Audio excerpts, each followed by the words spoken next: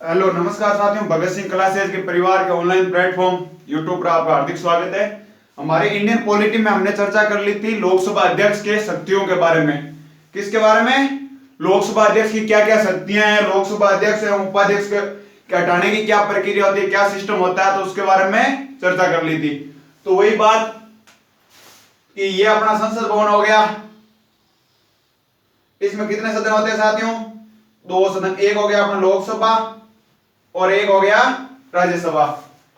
इसमें 545 सदस्य और इसमें हो गए 245। ठीक है। यहां पे एक बड़ी कुर्सी होती है, यहां पे एक बहुत बड़ी कुर्सी होती है सबसे आगे। यहां पर बैठता है स्पीकर। कौन बैठता है? स्पीकर या लोकसभा अध्यक्ष। और इससे आगे ये कुर्सी होती है, यहां पर बैठता है उपाध्यक्ष। कौन बैठता है? उपाध्यक्ष। ठीक है। इसी टाइप इसमें होती है कुर्सी 245। एक बड़ी कुर्सी होती है, यहां पर बैठता है सभापति।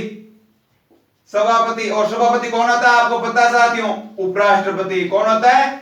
फिर यहां पे एक छोटी सी कुर्सी होती है, वहां पर बैठता है उपसभापति। कौन बैठता है साथियों?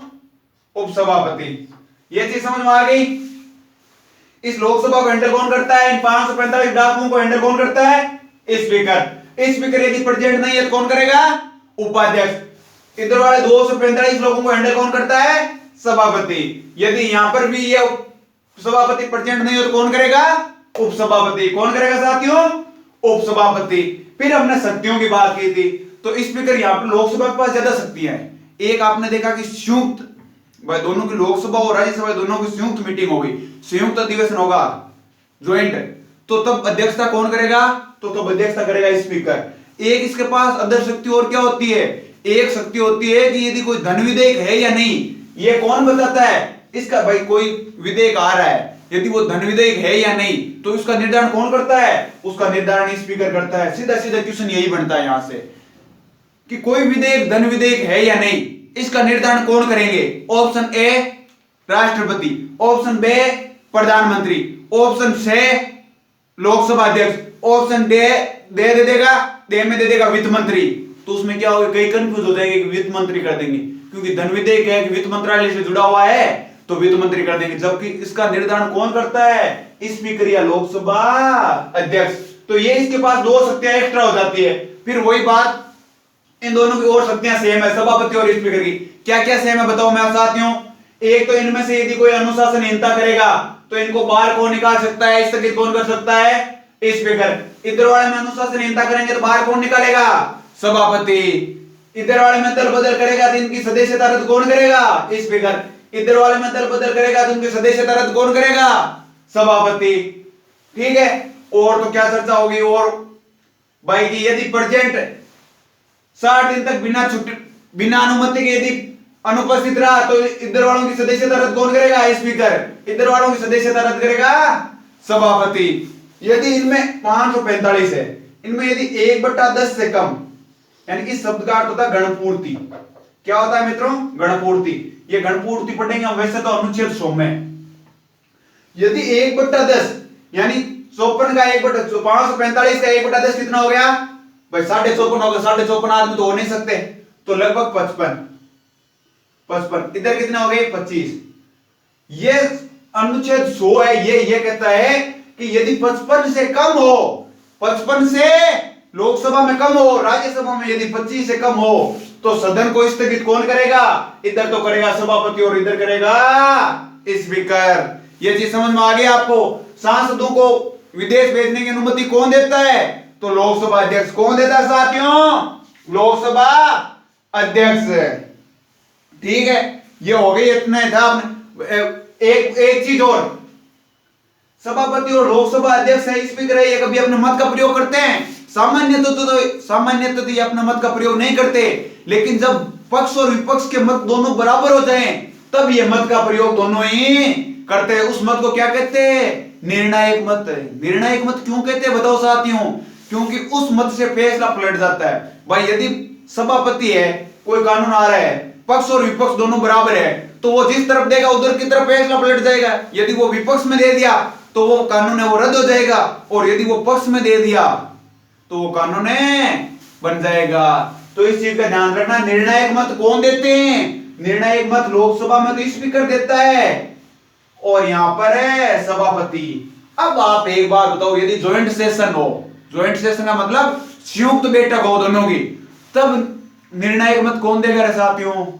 तब उसकी अध्यक्षता कौन कर रहा होता है? यदि इन दोनों के साथ में हो तो यहां पर अध्यक्षता कौन करेगा? यहां पर स्पीकर। कौन करेगा?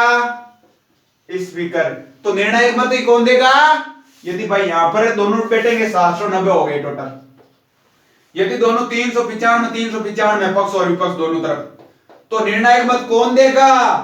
लोकसभा अध्यक्ष या स्पीकर। ये भी लोकसभा के पास एक प्लस पॉइंट शक्ति होती है। लोकसभा के पास ये भी प्लस शक्ति होती है, क्योंकि यदि दोनों की संयुक्त बैठक करेंगे तो अध्यक्षता कौन करेगा? स्पीकर करेगा। जबकि यहाँ का सभापति होता है, ये उपराष्ट्रपति भी होता है, लेकिन इनके पास ये नहीं है, ये इनके पास है शक्ति है। तो हमने ये पीछे का सिस्टम समझ लिया। अब हम आज चर्चा करेंगे अनुच्छेद 98 से। कहां से करेंगे साथियों? अनुच्छेद 98 से। तो अब हम बात करें अनुच्छेद 98 से, तो पहले इसको थोड़ा सा डिलीट कर देता हूं मैं इधर वाले को। अनुच्छेद 98 में क्या लिखा हुआ है? संसद सचिवालय। तो सबसे पहले तो बताओ साथियों, संसद सचिवालय का मुखिया कौन होता है? मैंने आपको कल भी बताया था, संसद सचिवालय का मुखिया होता है लोकसभा अध्यक्ष। कौन होता है? तो सबसे पहले यहां से क्वेश्चन पूछा जाएगा, वो लिखो इसका मुखिया या अध्यक्ष। मुखिया या अध्यक्ष तो कौन हो जाएगा? स्पीकर। कौन हो जाएगा मित्रों? स्पीकर। ये चीज ध्यान में रखनी है, क्वेश्चन आ चुका है ऐसा यूपीपीसीएस में सीधा सीधा क्वेश्चन पूछा गया था कि संसद सचिवालय के बारे में निम्न में से कथन सत्य हैं। संसद सचिवालय का मुखिया अध्यक्ष होता है लोकसभा अध्यक्ष। ठीक है, एक सेकंड दिया हुआ था, इसमें सेकंड पॉइंट दिया हुआ था कि संसद सचिवालय में मंत्री बैठते हैं, संसद सचिवालय में सचिव बैठते हैं। उनमें से दे दिया निम्न में से या सा कौन सा कथन है सत्य है? तो उसमें से दे दिया ए सत्य है, ए और बे दोनों सत्य है, ए बे से तीनों सत्य है, या ए व से तीनों सत्य है। तो संसद सचिवालय में मंत्री नहीं बैठते, इसमें सचिव बैठते। नाम से आपको पता चल रहा है सचिवालय मतलब है सचिव। अब वही बात मैं आपको बता रहा था, ये मंत्री वगैरह होता है, ये संसद में बैठता है, ये चाहे लोकसभा में बैठ जाओ चाहे राज्यसभा में बैठ जाओ। सबसे पहले तो सचिव बनता कौन, उसकी चर्चा करते हैं। सचिव बनता कौन है? नॉर्मली सचिव के रैंक तक वही पहुंच पाता है जो 25 वर्ष से कम, 25 वर्ष से कम उम्र में यूपीएससी का पेपर फाइट कर लेता है। 25 वर्ष से कम उम्र में यूपीएससी का पेपर फाइट कर लेता है, वो 20-25 साल के बाद में उसे सचिव पद मिलता है। कितने? लगभग 20 से 25 वर्ष बाद। तो मैं यदि सीधा सीधा कहूं तो 45 से 50 वर्ष की उम्र में क्या बनेगा? सचिव बनेगा। तो सबसे पहले तो ये कंफ्यूजन दूर होना चाहिए कि सचिव बनता है, कोई एरा गेरा सीधा नहीं बनता है। ध्यान रखना, यूपीएससी का पेपर फाइट करना पड़ता है, यूपीएससी का, union public service of commission. UPSC का जो पेपर फाइट करता है तो 25 लगभग सामान्य तो 25 वर्ष से जो कम उम्र, 25 से 20 वर्ष की उम्र में जो पेपर फाइट कर लेता है ना, वही सचिव के पद तक है, कैबिनेट सचिव, संयुक्त सचिव के पद तक है पहुंच पाते हैं। इनसे जो बाद में 30-35 साल की उम्र में पेपर फाइट करते हैं ना, वो यहां तक नहीं पहुंच पाते, वो यहां तक नहीं पहुंच पाते। तो यहां पर सबसे पहले तो सचिव बन गया। ठीक है, अब मैं आपको बता रहा था कि यहां पर तो ये 545 है, ये तो डाकू बेटे, केवल डाकू, बिल्कुल डाकू, इनको तो कोई नॉलेज ही नहीं है। तो ये क्या करते हैं, जो भी जैसे सिस्टम आता है, जो भी कानून वगैरह आते हैं, तो वो कौन बनाते हैं? ये सचिवालय में निर्माण होता है। किस में निर्माण होता है कानून वगैरह का निर्माण? तो सचिवालय में। किस में होता है? सचिवालय में। तो ध्यान रखना, जैसे अभी आया था, आपको बता दें, आया था वो लड़की की विवाह की उम्र है, लड़की की उसके 18 से 21, विवाह की उम्र 18 से 21 वर्ष, 21 वर्ष की है। तो ये पूरा सिस्टम कहां से आया था, कानून वगैरह कहां बना था? तो ये सचिवालय में बना था। किसानों के लिए एक इस गवर्नमेंट की प्रॉब्लम ये है कि ये जीएसटी आया था, बिना व्यापारियों को बताए हुए जीएसटी आ गया, कृषि कानून आए बिना किसानों को बताए ये आ गया, और ये विवाह की उम्र लड़कियों की 18 से 21, ये भी लड़कियों को बिना बताए। होता क्या, इससे थोड़ा सा नुकसान भी अपने को, वैसे बेनिफिट ज्यादा लेकिन नुकसान है। नुकसान क्या है कि नॉर्मली अपने भारत में क्या होता है, 40% लड़कियों की शादी है वो 18 से 21 वर्ष की उम्र में होती है। 23% शादियां वो 18 से पहले हो जाती है। तो टोटल कितनी हो गई, लगभग 63% शादियां ऐसी होती है जो 21 वर्ष की उम्र तक लड़की पहुंच ही नहीं पाती है। तो इसका एक है कोई ग्लोबल में थोड़ी आपने विश्व स्तर पर थोड़ी रैंकिंग घटेंगी, इससे ये प्रभाव पड़ सकता है। लेकिन इसका बेनिफिट बहुत ज्यादा है। क्यों कि बेनिफिट क्या होता है भाई, 18 वर्ष की लड़की होती है तो 18 वर्ष की लड़की होती है उतने में क्या कर भाई, नॉर्मल लड़की होती है 12th कर लेते हैं या फर्स्ट ईयर सेकंड ईयर तक पहुंच पाती है कॉलेज में, तो वो क्या होती है अपने पैरों पे खड़ी नहीं हो पाती। पैरों पे खड़ी होने मतलब वो अपने खुद का गुजारा चलाने लायक है नहीं हो पाती है। तो यदि 21 वर्ष कर दी है, मिनिमम 21 वर्ष कर दी, मतलब अभी मिनिमम 18 वर्ष है लगभग, तो मैं ये 40% की बात कर रहा हूं, ये 18 वर्ष है ना, तो नॉर्मली 19 से 20 वर्ष की उम्र में शादी करते हैं कि 18 वर्ष की होती है तब सगाई वगैरह कर देते हैं, 19 से 20 वर्ष की उम्र होती है तब इनकी शादी करते हैं। तो अभी 21 वर्ष कर दी है तो लगभग 22 से 23 वर्ष की उम्र में शादी करेंगे। तो इससे क्या होगा, 22-23 वर्ष तक क्या होगी, लगभग माना जाता है कि गवर्नमेंट 25 वर्ष से कम उम्र होती है ना, तो उतने में जॉब है, यदि सही पढ़ने वाला है तो 25 वर्ष से कम उम्र में लग ही जाती है। और वैसे सही पढ़ने वाला भी क्या करे, राजस्थान जैसे राज्य में तो पेपर आउट हो जाते हैं तो वो कर भी क्या सकते हैं। लेकिन फिर भी नॉर्मल गवर्नमेंट का मानना है ये 21 वर्ष मेरा मानना है कि करनी भी जरूरी थी। क्यों जरूरी थी, तो एक यूपीएससी की बात की तो यूपीएससी में मिनिमम एज मांग रहे, मिनिमम एज है वो 21 मांग रहे। तो बताओ इसका मतलब तो ये लड़की दे ही नहीं पाई भाई, 21 दे ही नहीं पाई। नॉर्मली होता है क्या अपने गांव देहात में क्या होता है कि ये जब तक ग्रेजुएशन पूरी करती है ना लड़की तब तक एक हाथ में उसके एडमिट कार्ड होता है, एक हाथ में बच्चा होता है, ये कंडीशन होती है। और उसको वही बात भाई खुद के पैरों पे खड़ी नहीं हो पाएगी, खुद के पास जॉब नहीं होगी, तो फिर तो वही बात ससुराल वालों उनके नीचे ही रहना पड़ेगा, उनकी बातें माननी पड़ेगी। तो इससे क्या होता है कि लड़कियां एक ऊपर नहीं उठ पाती है। क्योंकि मानना है, जैसे विज्ञान का मानना है कि माइंडली और मेंटली है ना, लड़कियां लड़कों की बजाय मजबूत ज्यादा होती है और ज्यादा दिमाग उनका ज्यादा चलता है। लेकिन होता क्या, लड़कियों को बराबर मौका नहीं मिलता। अब वही बात, यदि आप एक चीज देख लेना, यदि कभी भी एक लड़की और एक लड़के को दोनों को बराबर स्वतंत्रता देकर फिर करवा लेना कंपटीशन, कभी बढ़ लेना। लेकिन होता क्या है, बस वही बात, यदि 15 साल से ऊपर हो गई लड़की, यदि छत पर कपड़े सुखाने गई है, यदि 10 मिनट की जगह आधा घंटा ले लिया तो पीछे से सीबीआई जांच की तरह लग जाते हैं, तो लड़की के जन्म से पीछे सीबीआई जांच लगा दी जाती है कि ये क्या कर रही है, क्या नहीं कर रही है। इसे 1% ही स्वतंत्रता नहीं मिल पाती है। इस कारण क्या होता है कि हमारे भारत देश में लड़कियां आगे नहीं बढ़ पाती। लेकिन लड़के होते हैं ये कुछ कांड करके भी आ जाते हैं तो फिर भी घरवाले इनके साथ दे देते हैं, जबकि लड़कियों का ऐसा साथ वगैरह नहीं दे पाते। इस कारण क्या होता है, लड़कियां आगे नहीं बढ़ पाती है। और आपने देखा होगा नॉर्मली गांव देहात में लड़कियों को पढ़ने के लिए अपने शहर तक ही नहीं भेजते। नॉर्मली क्या होती है, लड़कियों में एजुकेशन सिस्टम देखो कि लगभग लेस देन 30% से ज्यादा, यानी 30% के समथिंग ऐसी लड़कियां होती है जो 10th क्लास तक ही पढ़ पाती है, 10th क्लास तक भी पढ़ पाती है। गांव देहात की बात कर रहा हूं, 30% बहुत संख्या होती है अपना आप में। तो ये क्या होती है, 10th तक पढ़ पाती है, फिर घर वाले इनको पढ़ाते नहीं है। क्योंकि होता क्या, नॉर्मल गांव में ये नजदीकी स्कूल होती है, वो गवर्नमेंट की 10th तक होती है, फिर 12th तक के लिए यदि दूसरे गांव में जाना पड़े तो घर वाले भेजते नहीं, जो कि गलत है। इसलिए 21 वर्ष की उम्र करके ये बहुत अच्छा, ये बहुत प्लस पॉइंट भी है। इससे क्या होगा कि अब बताओ 21 वर्ष तक वही बात, 21 वर्ष कर दिया, अब घर पर तो बिठाए रखेंगे नहीं, कुछ ना कुछ तो करवाएंगे।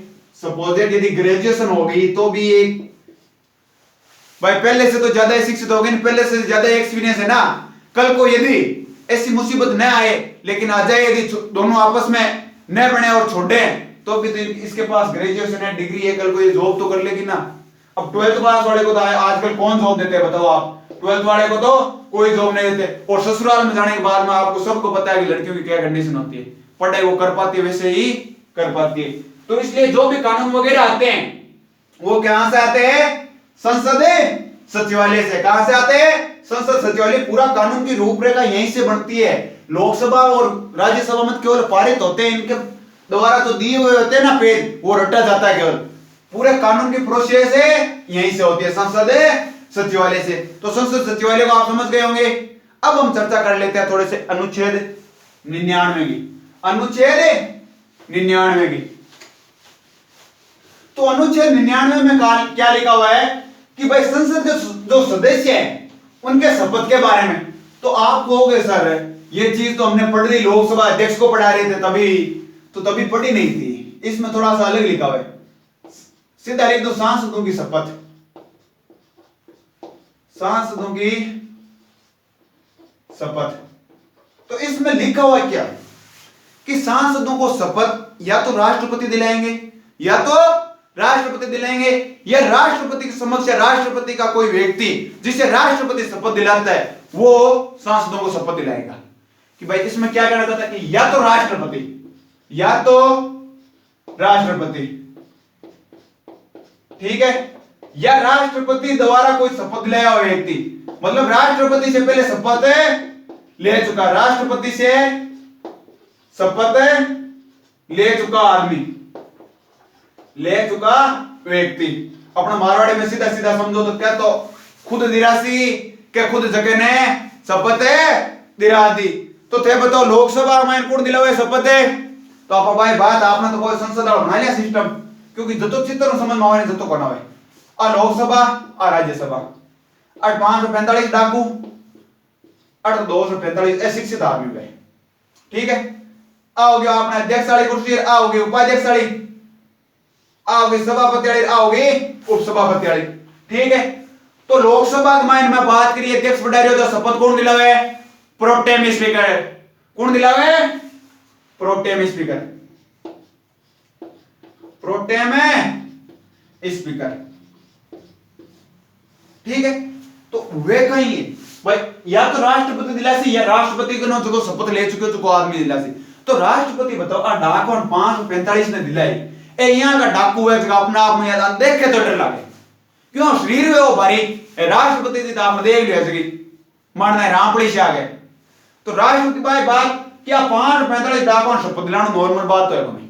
कोई कहे जय श्री राम, कोई कहे अल्लाह जिंदाबाद, कोई कुछ भी कहते, कोई कहते पाकिस्तान जिंदाबाद। तो यहाँ का आपने संसद में नारा लागे भाई ए जानबूझ कही है ना, जानबूझ नारा लगा है। अब भाई जय श्री राम बोलो, अल्लाह बोलो या भाई गुरु गोविंद सिंह की बोलो जय, तो भी आपने काय तो यार सब पहले तो आप देश है जय हिंद या जय भारत बोलो ना, या भारत माता की जय बोलो ना।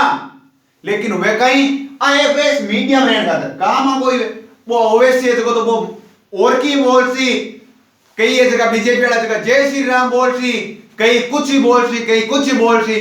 तो भी अवेश मार बन कहीं वे कि बन कुल मिलाकर काम ही हुई झंझट करा भाई जगह के आप 545 में मैं रोजिना क्यों हूं यहाँ 50% के केस लगे हुए तो हम तो काम को काम ही हुई कि बड़ जारा पर झंझट करा अनट गांव में मिलने को नहीं जब बड़ जार झंझट है गरिया करे। तो आने ये लोकसभा में कहीं हुए राष्ट्रपति है जो प्रोटेम स्पीकर ने शपथ दिलाए गए। अब प्रोटेम स्पीकर कौन हुए?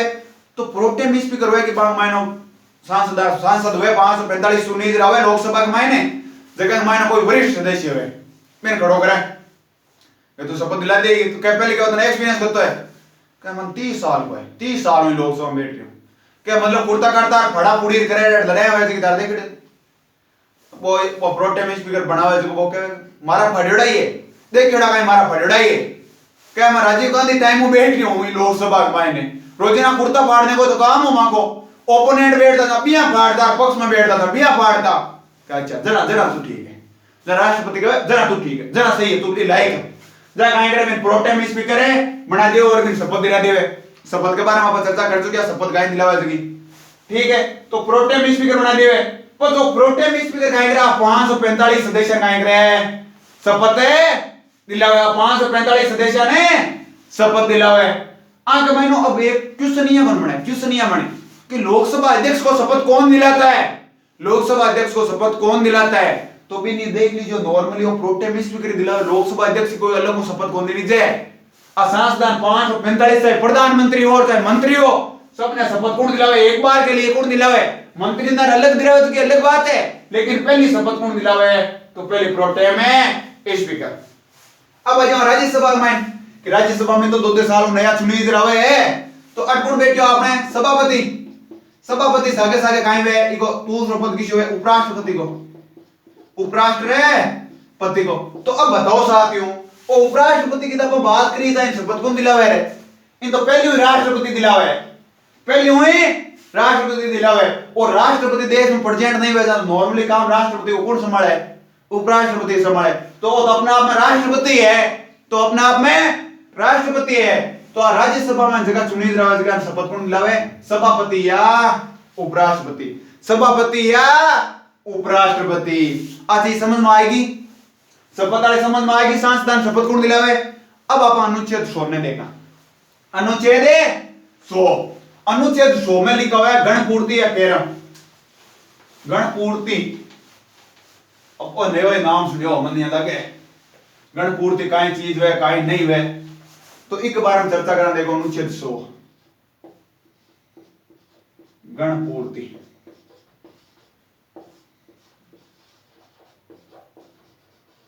इको अर्थ काई में गण को मतलब हुए लोग लोग पूर्ति को मतलब पूरा करना।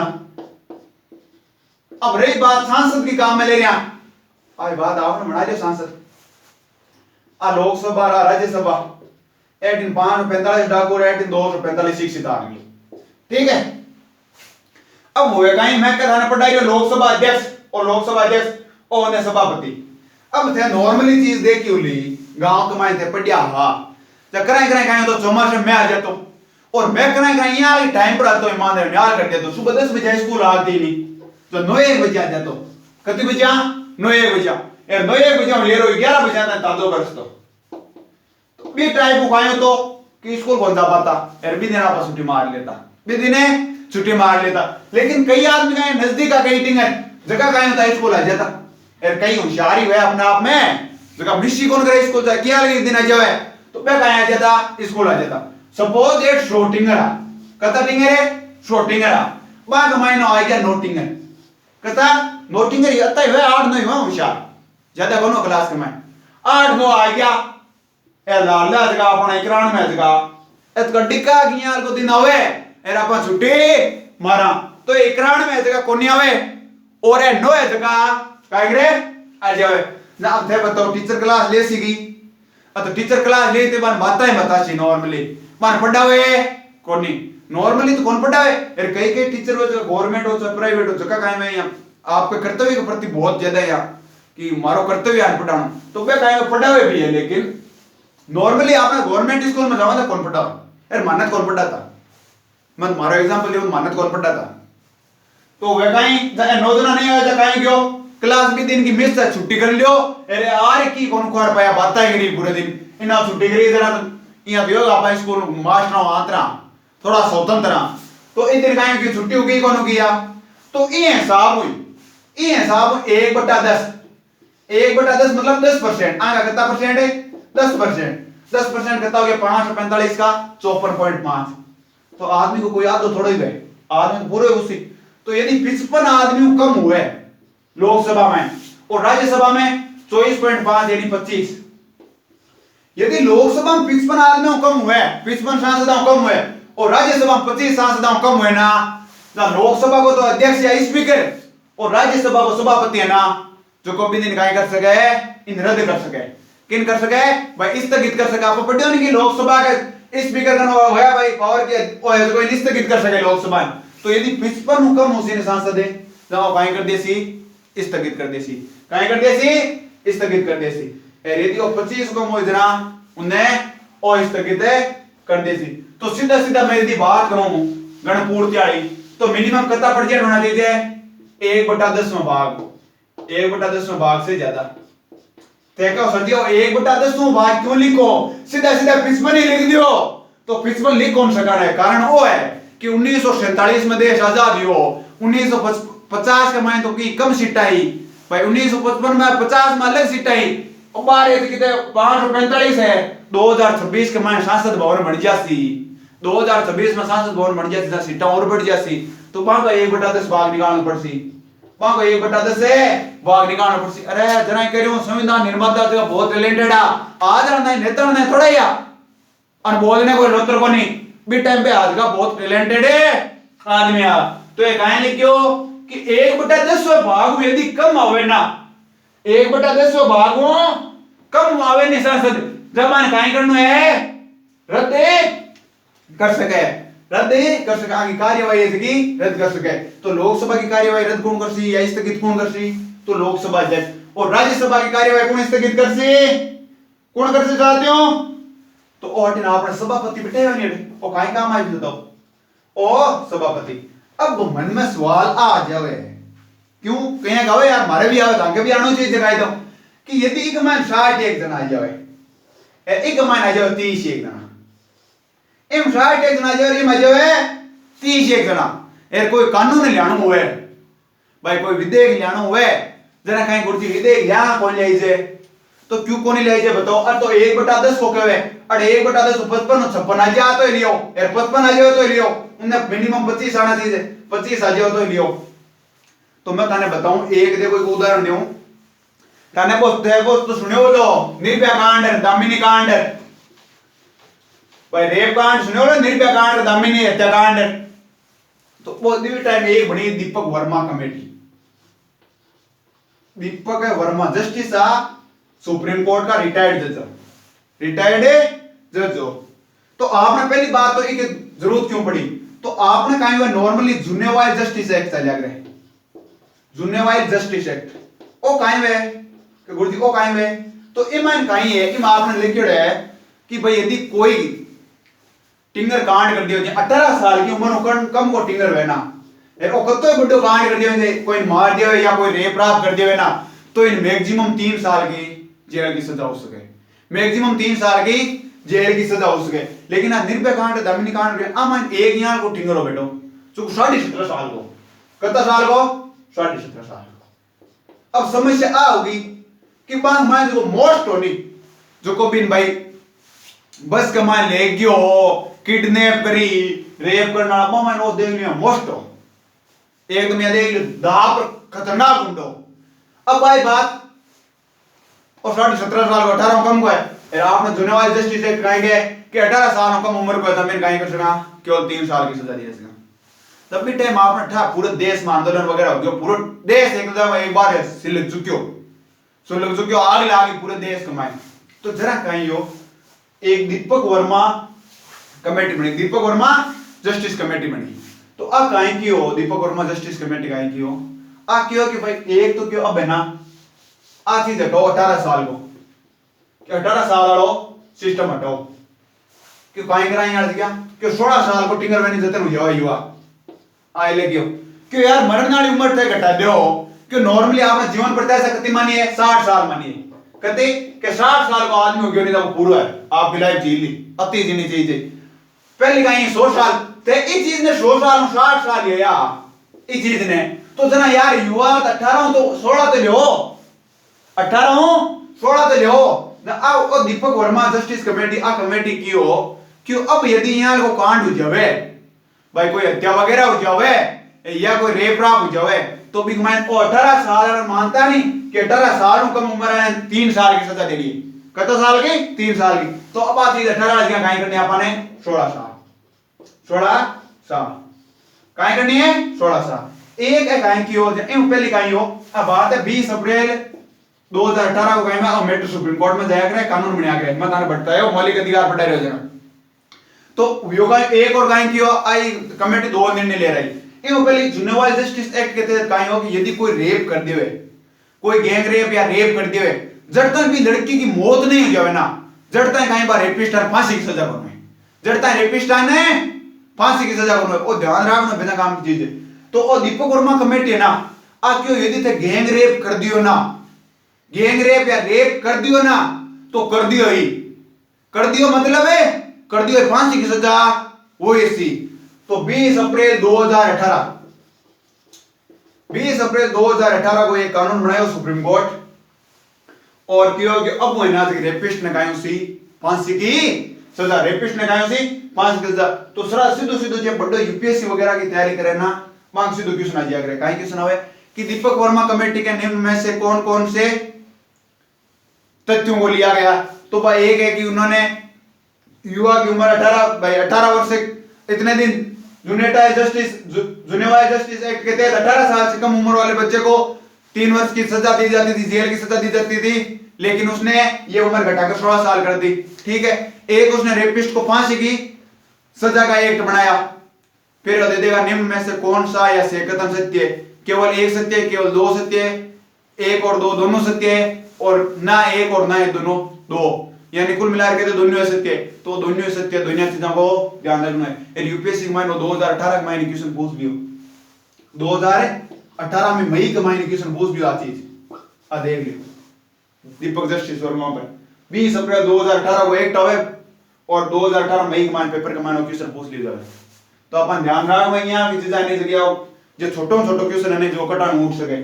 तो यो काई हो अब देखो सजिया क्यों बतावा, तो ओ यदि एक्ट आयो ना भाई ये एक्ट आवे 18 साल वाले 16 साल करनो है, ये रेपिस्ट ने फांसी की सजा आड़ा हुआ है, तो सिद्ध सुप्रीम कोर्ट थोड़े कर सके, सिद्ध सुप्रीम कोर्ट कौन कर सके? तो अन पहले काई करना पड़े, संसद पारित करवाना पड़े, काई करना पड़े, संसद पारित करवाना पड़े। तो बी टाइम काई हो, बी टाइम हमारा नॉर्मली जने 60 खांड एक महीना, अब एग्जैक्ट मन डाटा याद नहीं है लेकिन फिर भी 30 खांड एक महीना, यानी गणपूर्ति लगभग काई हो, गणपूर्ति को हिस्सो पूरो कर रिया, गणपूर्ति को हिस्सो ही पूरो कर रिया। कोई ज्यादा खास है कोनिया, कोई ज्यादा खास कोनिया, तो वो फिर कानून बने। तो अब देख लेते हैं अपन नेता देख लो, नेता देख लो गाय देखो जो कोई तो इंपॉर्टेंट कानून आ रही हो भी कमाए नहीं हिस्सों को ले लिया, तो बार गाय को डाकू नहीं को गाय को बताओ थे खुद बताओ। तो आज के लिए तो ही आगे चर्चा करते आप अगले वीडियो कमाएं, और अभी तक चैनल सब्सक्राइब नहीं किया चैनल सब्सक्राइब जरूर कर दिया, और वीडियो पसंद आ रही तो लाइक कर दिया, और अपने दोस्तों के साथ जरूर शेयर किया। जय हिंद जय भारत।